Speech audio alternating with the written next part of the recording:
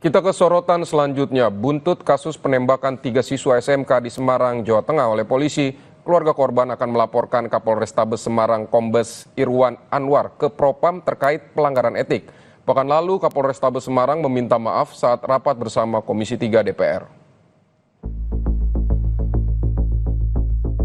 Keluarga siswa SMK korban penembakan oleh anggota Satuan Reserse Narkoba Polrestabes Semarang, Aibda Robik Zainuddin, berencana melaporkan ke Polrestabes Semarang Kombes Irwan Anwar ke Propam terkait dugaan pelanggaran etik. 2 pekan pasca penembakan, sidang etik terhadap pelaku belum juga digelar. Keluarga kecewa karena 2 kali rencana sidang etik terhadap Aibda Robik gagal digelar oleh Polda Jawa Tengah. Sebelumnya, pihak keluarga korban merasa kecewa tidak dilibatkan dalam rapat dengar pendapat dengan Komisi 3 DPR yang digelar Selasa pekan lalu. Padahal keluarga mengaku sudah mempersiapkan bahan dan bukti kejanggalan dalam kasus penembakan.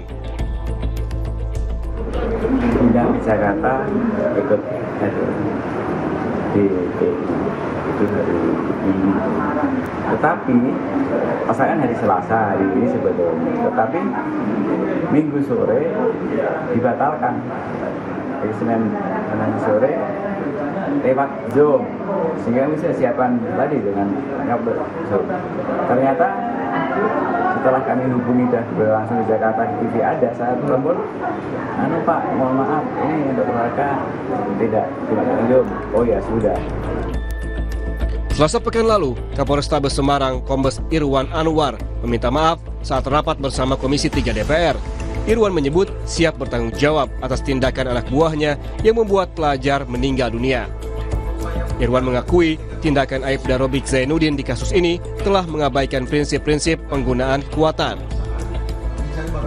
Kami sebagai atasan Brigadir R pada kesempatan ini memohon maaf yang sebesar-besarnya kepada seluruh masyarakat, khususnya warga Kota Semarang, terlebih keluarga besar almarhum Ananda Gama, dan atas segala tindakan dari anggota saya Brigadir R yang telah mengabaikan prinsip-prinsip penggunaan kekuatan, abai dalam menilai situasi, teledor dalam menggunakan senjata api.